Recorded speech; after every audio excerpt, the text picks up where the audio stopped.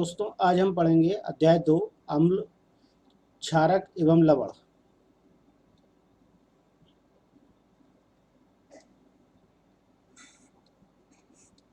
क्षारक एवं लवण देख लेते हैं इसके बारे में।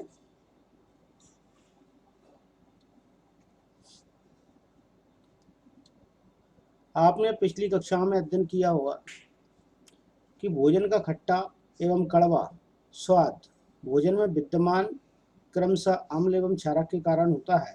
यदि आपके परिवार का कोई सदस्य अत्यधिक भोजन करने के कारण अम्लता से पीड़ित है तो आप कौन सा उपचार सुझाएंगे? नींबू पानी देंगे, सिरका, बेकिंग सोडा का विलयन इत्यादि। उपचार बताते समय किस गुण धर्म का ध्यान रखेंगे? आप जानते हैं कि अम्ल एवं क्षारक एक दूसरे के प्रभाव को समाप्त कर देते हैं। आपने अवश्य ही इसी जानकारी का उपयोग किया होगा। यदि याद कीजिए कि कैसे हमने बिना स्वाद चखे ही खट्टे व कड़वे पदार्थों की जांच की थी। आप जानते हैं कि अम्लों का स्वाद खट्टा होता है तथा यह नीले लिटमस पत्र को लाल कर देता है, जबकि क्षारक का स्वाद कड़वा होता है। यह लाल लिटमस पत्र को नीला कर देता है। लिटमस एक प्राकृतिक सूचक होता है। इसी प्रकार हल्दी या टर्मरिक भी एक ऐसा ही सूचक है। क्या आपने कभी ध्यान दिया है कि श्वेत कपड़े पर लगे सब्जी के दाग पर जब क्षारकीय प्रकृति वाला साबुन रगड़ते हैं तब उस धब्बे का रंग भूरा लाल हो जाता है, लेकिन कपड़े को अत्यधिक जल में धोने के पश्चात वह फिर से पीले रंग का हो जाता है। अम्ल एवं क्षारक की जांच के लिए आप संश्लेषित सूचक जैसे कि मेथिल ऑरेंज, फेनोल्फ्थालीन का भी उपयोग कर सकते हैं।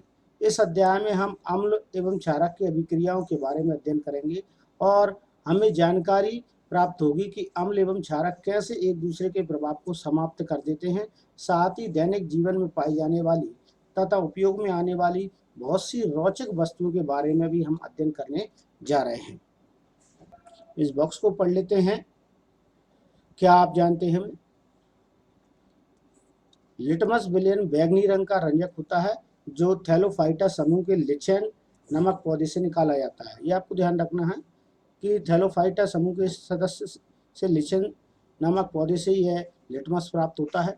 प्राय इसे सूचक की तरह उपयोग किया जाता है और लिटमस विलयन जब ना तो अम्लीय होता है और ना ही क्षारकीय होता है तब यह बैगनी रंग का होता है। बहुत सारे प्राकृतिक पदार्थ जैसे लाल पत्ता गोभी, हल्दी, हाइड्रेजिनिया, पिटूनिया, जेरेनियम जैसे कई फूलों की रंगीन पंखुड़ियां किसी विलयन के अम्ल या क्षारक की उपस्थिति को सूचित करती हैं। इन्हें अम्ल क्षारक सूचक या कभी-कभी केवल सूचक के नाम से भी हम जानते हैं। अब समझ लेते हैं कि इसके अंतर्गत आपको क्या बताया गया है, इसके बारे में आपको क्या जानकारी दी गई है। ठीक, यहाँ आपको बताया गया कि सभी खट्टे पदार्थ जो होते हैं वो अम्ल के रूप में जाने जाते हैं। जो भी खट्टे पदार्थ होंगे उन सभी में अम्ल पाया जाता है।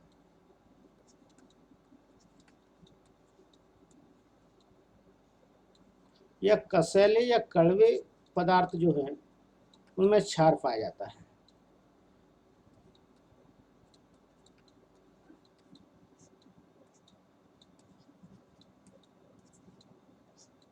ठीक, ये हमें ध्यान रखना है। और ये बताया जाता है कि अम्ल के प्रभाव को क्षार समाप्त कर देता है, अर्थात यदि कहीं अम्ल है, अम्लीय पदार्थ है कोई, तो इस अम्लीय पदार्थ के प्रभाव को क्षारक के द्वारा समाप्त किया जा सकता है।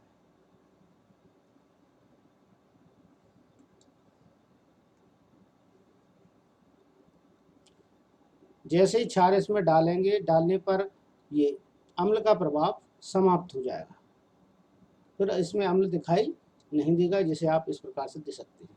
तो क्षारक हो सकता है मैं ब्लैक से प्रदर्शित कर दूं और रेड से अम्ल को बताऊं, तो आप इस प्रकार से इसे समझ सकते हैं। अम्ल यानी आप समझ जाइए कि रेड सिंबल में हमने ले लिया है तो ये अम्ल होगा। ठीक, और जो क्षारक लिया है ब्लॉक सिल्वर में आपको बता देता हूँ, क्षारक है। क्षारक मैंने ब्लैक कलर से आपको प्रदर्शित किया है। इस प्रकार से आप देख पाएंगे यहाँ पर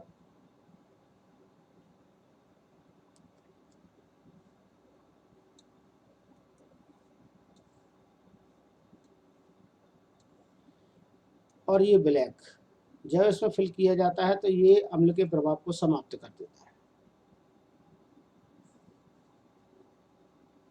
एक बात आपको समझ आ गई होगी कि अम्ल के प्रभाव को समाप्त करने के लिए क्षार का इस्तेमाल किया जाता है, तो क्षारक का इस्तेमाल किया जाता है, तब बनता है लवण और जल। ये अभिक्रिया है, रासायनिक अभिक्रिया। यदि अम्ल का प्रभाव समाप्त करना है तो उसमें क्षारक मिला देते हैं, जिसके कारण हमें लवण और जल प्राप्त हो जाता है। अभी तक बताई गई है। बताया गया है कि साथ साथ में थैलोपाइटा का सदस्य लिचेन नामक पौधे से इसे प्राप्त किया जाता है। प्राकृतिक रंजक जो है लिटमस, जो अम्ल क्षार की पहचान करने में मदद करता है। लिटमस का एक मुख्य कारण है, लिचेन एक पौधे का नाम है। और यहाँ ये बताया जाता है कि नीला जो लिटमस होगा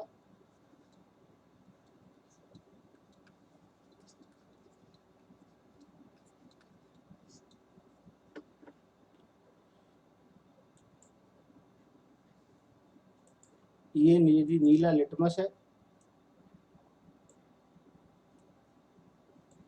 तो नीला लिटमस लाल रंग का दिखाई देता है। वो काय के द्वारा दिखाई देता है? ये अम्ल के कारण होता है।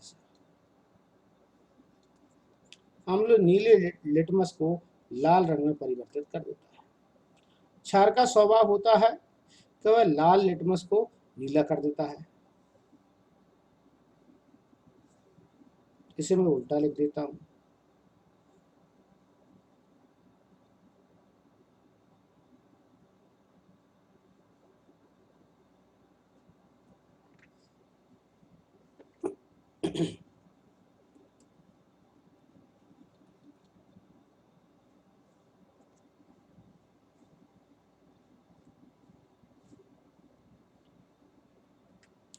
नीला जो लिटमस पेपर है, ये लिटमस पेपर कैसे रंग का है?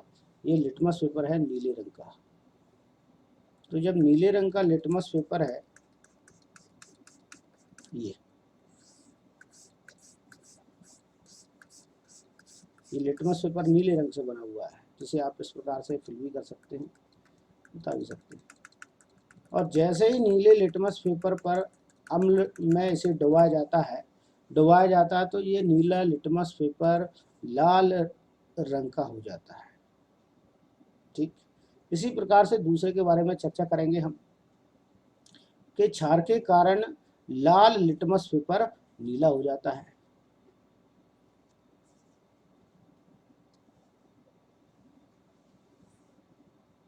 ये लाल लिटमस पेपर है और यहाँ यूज किया जाना है कोई क्षारक।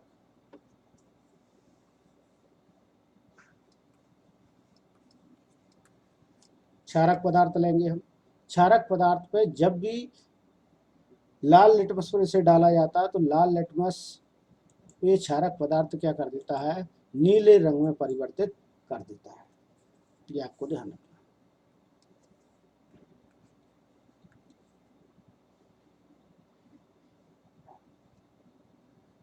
जो भी हमने पढ़ा है उसके आधार पर यहाँ क्वेश्चन दिए गए कि आपको 3 परख नलियां दी गई हैं। इनमें से एक में आश्रित जल, 2 में शेष में, एक में अम्लीय, दूसरे में क्षारीय विलयन। यदि आपको केवल लिटमस पत्र दिया जाए तो आपको प्रत्येक परख नली में पदार्थ की पहचान करना है। 3 परख नलियां दी गई हैं, एक में अम्लीय विलयन, दूसरे में क्षारीय विलयन और एक में केवल आश्रित जल लिया गया है। तो इसे हम देख लेते हैं किस प्रकार से इनका उत्तर आएगा। पदार्थों की पहचान करेंगे लिटमस पत्र से। तो अब आपको यहाँ दिख रहे होंगे 3 परखनलियाँ दिख रही हैं, जिसमें कि पहली परखनली है। पहली परखनली में आपको दिखाई दे रहा होगा आसुत जल लिया गया है, दूसरी परखनली में अम्लीय विलयन लिया गया है और तीसरी परखनली में क्षारीय विलयन लिया गया है। तीनों प्रखंडियों में अलग अलग विलयन लिए गए हैं। ठीक, ये हमारे पास जो दिया गया है वो वास्तव में लिटमस पत्र है लाल रंग का। ठीक, और एक और जो है दूसरे रंग का है वो कि नीला लिटमस पत्र है, दूसरा वाला ये नीला लिटमस पत्र है। तो हमारे पास ये उपयुक्त सामग्री उपलब्ध है। ठीक, जैसे ही ये लाल रंग के लिटमस पत्र को जब हम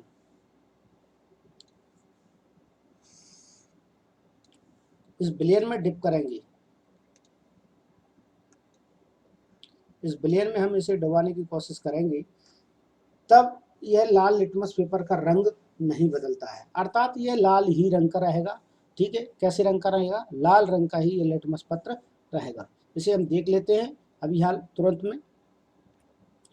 आप देख पा रहे हैं यहाँ पर कि लाल लिटमस पेपर को जब आसुत जल में डाला गया है, ये लाल लिटमस पेपर को, तब इसमें किसी प्रकार का कोई परिवर्तन नहीं हुआ है। ये लाल लिटमस पेपर है,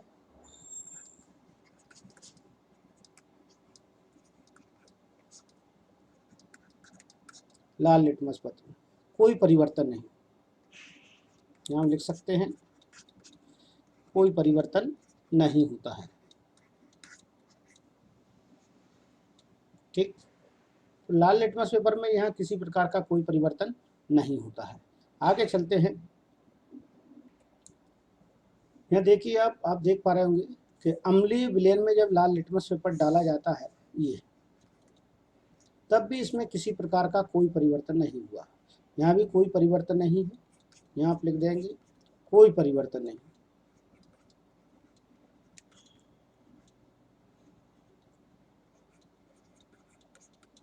ठीक, आगे हम क्षारीय विलयन में देखते हैं आप किस प्रकार से।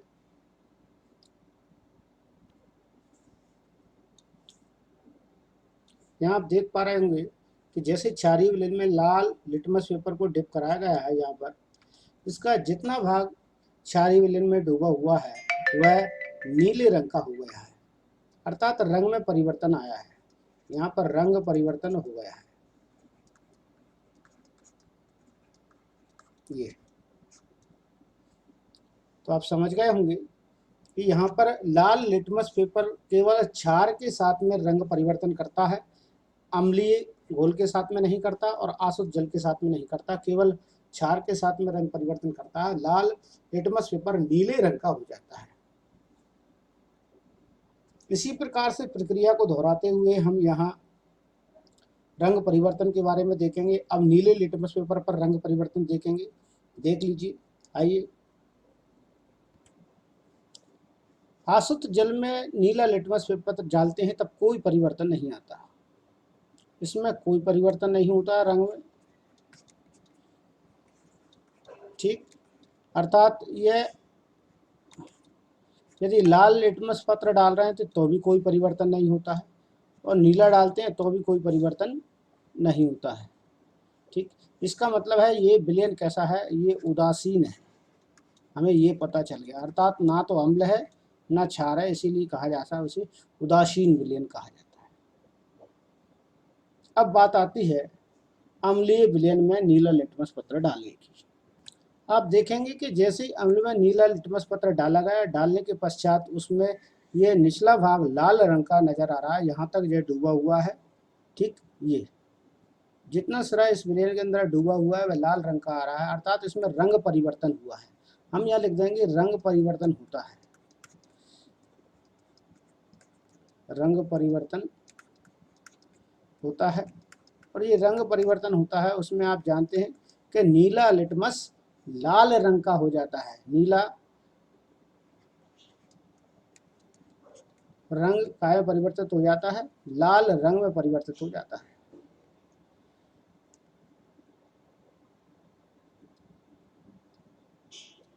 नीला लाल रंग में परिवर्तित हो जाएगा। ये अम्लीय विलयन के साथ में होता है। अब आगे हम चलते हैं क्षारीय विलयन में। क्षारीय विलयन में जब नीला लिटमस पत्र डालते हैं तब इसमें कोई परिवर्तन नहीं होता, अर्थात यहाँ किसी प्रकार का रंग परिवर्तन नहीं हो रहा है।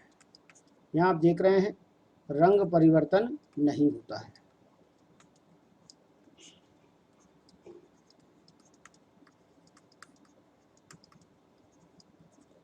ठीक, इस प्रकार से आप देख रहे हैं कि इसमें किसी प्रकार का कोई रंग परिवर्तन नहीं होता है। इस प्रकार से अम्ल क्षार लिटमस पत्र में अपन जो प्रभाव देख रहे हैं तो उसमें हमें पता चल रहा है किस प्रकार से कि अम्ल नीले लिटमस को लाल कर देता है और क्षार किस प्रकार से लाल लिटमस को नीला कर रहा था। ये जानकारी हमें हो गई है। आगे चलते हैं हम। तो इस प्रश्न का उत्तर हमको मिल चुका है और प्रश्न में बताया गया है कि आपको 3 प्रश्नावली दी गई, इसमें से एक आश्रित जल, शेष 2 में से एक अम्लीय और दूसरा में क्षारीय विलयन है। यदि आपको केवल लाल लिटमस पत्र दिया जाए तो आप प्रत्येक प्रश्नावली में पदार्थों की चयन कैसे करेंगे। तो हमने ये यहाँ पर जो क्वेश्चन दिया है लाल लिटमस पत्र दिया जाए, तो लाल लिटमस की अपेक्षा हमने यहाँ पर जो दिया है नीले लिटमस पर भी इसका प्रभाव देख लिया है। तो लाल लिटमस पर इसका आंसर सीधा सीधा आया था कि लाल लिटमस पत्र आपको दिया जाए तो लाल लिटमस पत्र वास्तव में क्षार के साथ व्यवहार करता है और क्षार ऐसे लाल लिटमस को नीले रंग का कर देता है, और आसुत जल में इसका कोई प्रभाव नहीं होता और अम्लीय जल में भी लाल लिटमस पर कोई प्रभाव नहीं होता। केवल क्षारीय विलयन में यह लाल लिटमस नीले रंग का हो रहा था।